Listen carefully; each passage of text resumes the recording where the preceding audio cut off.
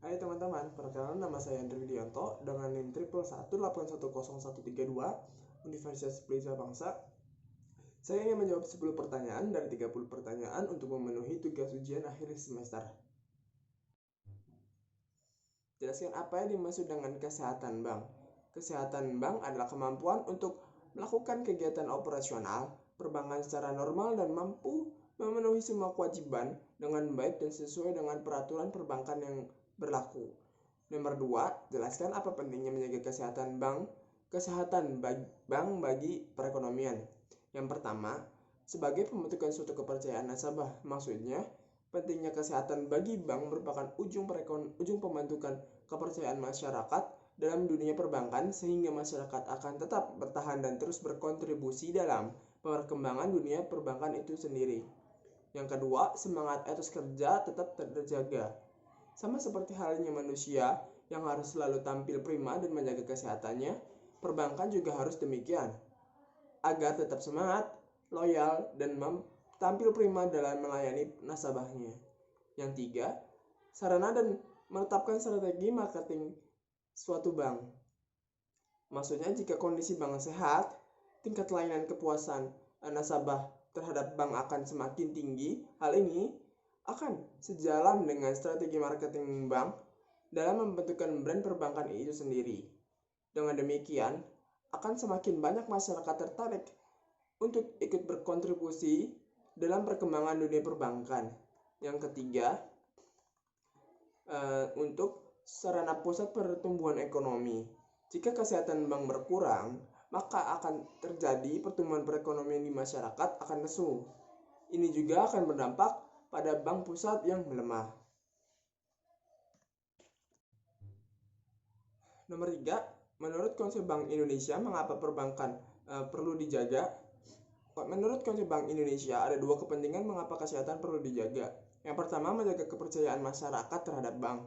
Dan yang kedua, sebagai indikator bagi Bank Indonesia sebagai lembaga pengawas perbankan di Indonesia untuk melakukan evaluasi terhadap kondisi dan permasalahan yang dihadapi bank serta menentukan tindak lanjut untuk mengatasi kelemahan dan atau permasalahan bank, baik berupa collective action oleh bank maupun supervisory action. Selanjutnya nomor 4, dalam ketentuan Undang-Undang Nomor 7 Tahun 1992 yang diperbaharui dengan Undang-Undang Nomor 10 Tahun 1998 tentang perbankan, aspek apa saja yang perlu dijaga oleh suatu bank untuk menjaga kesehatannya. Dasar pengetahuan kesehatan bank adalah Undang-Undang Nomor 7 Tahun 1992 yang diperbarui dengan Undang-Undang Nomor 10 Tahun 1998 tentang perbankan. Pengaturan tentang kesehatan perbankan dalam undang-undang ini tertuang dalam pasal 29 ayat 2 yang berbunyi, bank wajib memelihara tingkat kesehatan bank sesuai dengan ketentuan kecukupan modal, kualitas aset, kualitas manajemen, likuiditas, rentabilitas, solvabilitas, dan aspek lain berhubungan dengan usaha bank, dan wajib melakukan kegiatan usaha sesuai dengan prinsip kehati-hatian.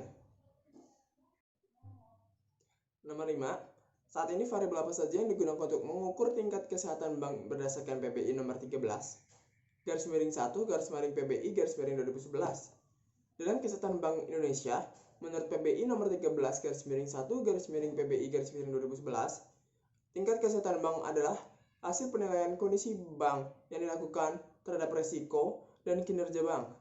Penilaian tersebut menyangkut 4 aspek utama, yaitu profil resiko, yang kedua good corporative governance, yang ketiga rentabilitas, dan yang terakhir adalah pemodalan. Nomor 6, jelaskan dari mana sumber-sumber dana yang dihimpun bank umum untuk selanjutnya disalurkan. Secara teori, sumber-sumber penghimpun dana bank meliputi giro, tabungan, deposito berjangka, sertifikat deposito, surat berharga yang diterbitkan, pinjaman, dan modal sendiri. Nomor 7, jelaskan dalam bentuk apa saja penggunaan dana bank. Secara garis besar, penggunaan dana bank untuk mendapatkan penghasilan bank meliputi cadangan, kredit yang disalurkan, dan juga investasi. Untuk nomor 8, jika dilihat dari produktivitasnya, aktiva bank dibinakan menjadi dua, ada aktiva produktif dan juga aktiva tidak produktif. Jelaskan pengertiannya masing-masing. Aktiva tidak produktif berupa alat likuid atau kas aset, berupa kas, giro pada bank sentral dan juga giro pada bank lain. Sementara untuk aktiva produktif atau earning asset meliputi kredit, penempatan pada bank lain, dan surat-surat berharga dan juga penyertaan. Nomor 9, jelaskan makna dari aset liability management. Aset liability management yang merupakan koordinasi hubungan timbal balik yang dilakukan secara terpadu antara sisi neraca bank berdasarkan keputusan dan rencana jangka pendek.